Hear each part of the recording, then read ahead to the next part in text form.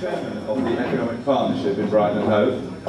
Just a couple of things really. Firstly to say welcome and thank you very much indeed for coming. There are 183 of you here today and that's terrific.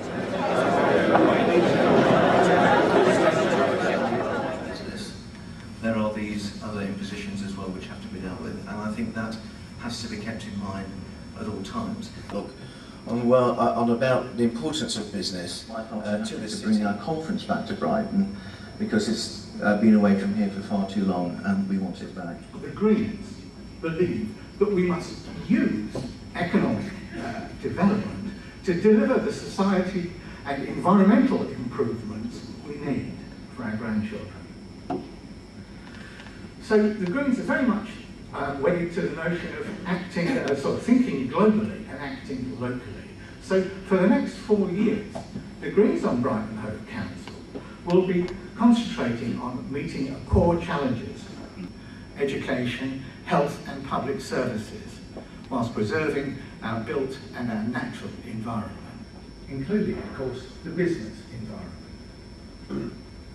If we took a look at our regional economic strategy produced by CEDA, this notion they've invented called sustainable prosperity, which is to seek to stabilise or actually stop the growth in the region's ecological footprint. So we are not afraid of development, and that is a myth that is being put about. We actually want sustainable development that actually gives us a chance of meeting our core challenges. I think we need to work very hard to retain the city's major employers, whilst recognising the value of encouraging and supporting small businesses. Because having worked in the public, voluntary and business sectors, I worked my way up from being a clerk to an operations manager in small and medium-sized enterprises. I know how hard it is to keep a business budget, investment in cultural tourism. There wasn't a single letter in the Argus complaining. I don't believe that would have been true a couple of years ago. Probably the best position of anyone, being so close to Gatwick, on the seafront, and we are a very attractive offer, and we must make the most of that. I'm pleased to say that CEDA and Standard Life accept that logic. Though that wasn't the case at first. You can imagine Standard Life weren't exactly enamoured of having to deal with a council. And I very much hope to win, and the reason I would like to win as a Liberal Democrat is a point that's been alluded to earlier. I really do want to work with the businesses, both small and large, work with the other politicians. I'm here as a Brighton resident and proud of it. Unfortunately, it's a beautiful city. We do have a lot of poverty. Wear our sandals. And we're still very green. When I was in Ada hundreds of years ago, I went over to Brussels, got the money about the transport.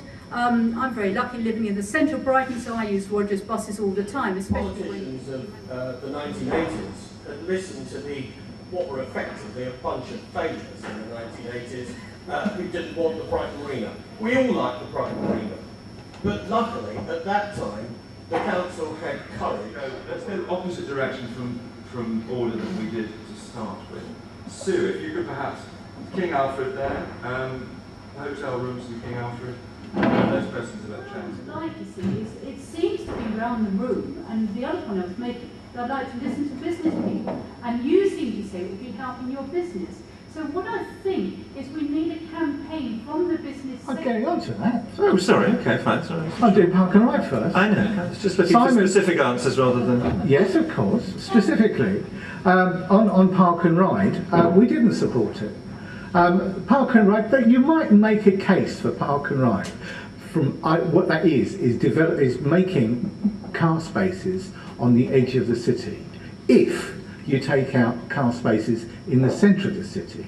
Now, actually the ideal place for people's cars is in people's driveways, and they travel to the city using a train or a bus.